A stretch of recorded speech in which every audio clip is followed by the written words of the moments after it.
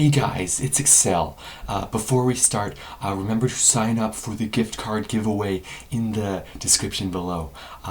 And remember to catch the Block Story streams on the Accelerator channel and such. Yes, it turns out I was Lumpology all along. Alright, so hello everyone.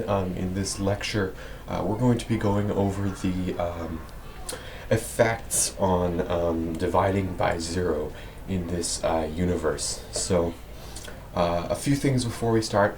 This is a very meticulous subject that has to be done with the utmost carefulness, and if you do it wrong, the consequences can be devastating.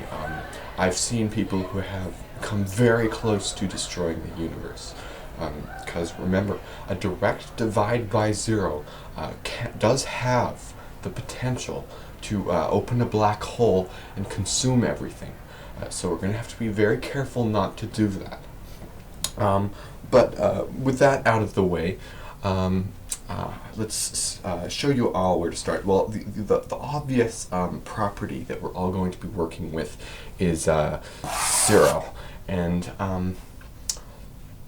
things to be noted about this number are it is a very unique number in that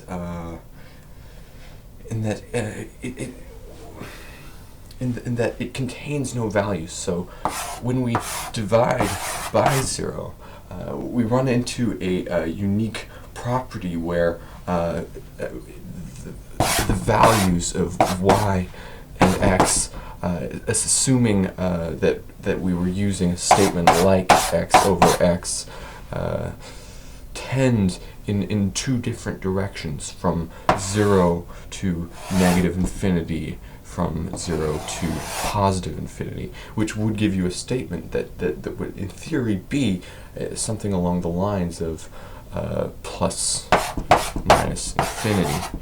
But you see, that's just not an acceptable statement in math.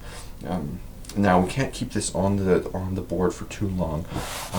The reason being, if we leave it there for too long, it could combust and take the universe with it, and we don't want that. So as far as other properties go, we've heard of the property 1, and then we can divide 1 by x.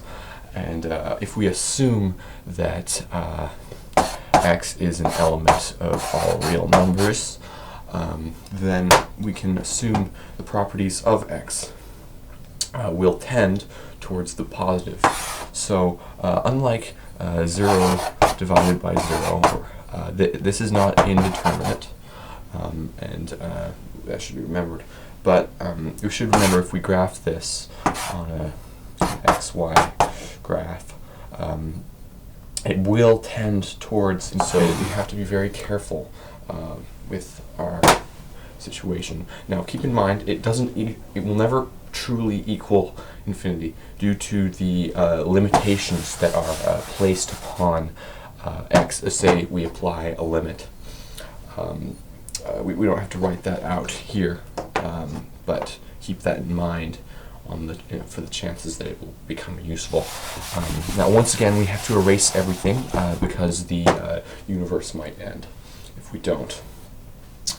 So now let's get into constant properties. So this is a layer of theoretical math that we don't encounter much in our day-to-day life. But let's define 0 divided by 0 as being equal to, oh shoot, careful, I almost destroyed the universe. That was close. We'll have to differentiate this somewhat. Let's define x over top of a, and we'll say that equals this constant symbol with a dot in the center, and we'll put the x down here. And then we'll just define x as being equal to, we'll define it as being equal to 0, and we'll define a as being equal to 0. that'll solve the universe destruction part of the equation for at least a little while, but unfortunately not long enough that we're going to have to act quick. So now that we have this value here, we need to work with this value as quickly as possible. So let's quickly do this, and remember to keep the x.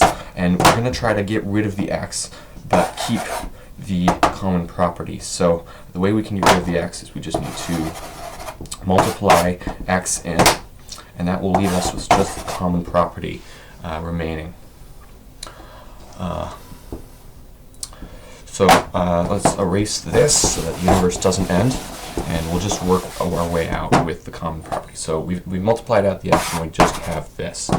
So the usefulness of just having this is this contains no content value. There's no set value that this could be equal to. It does have a lot of things it's common to, but it's never an exact equal. Never exactly equal. So if we wanted to test a few things, we could say c is not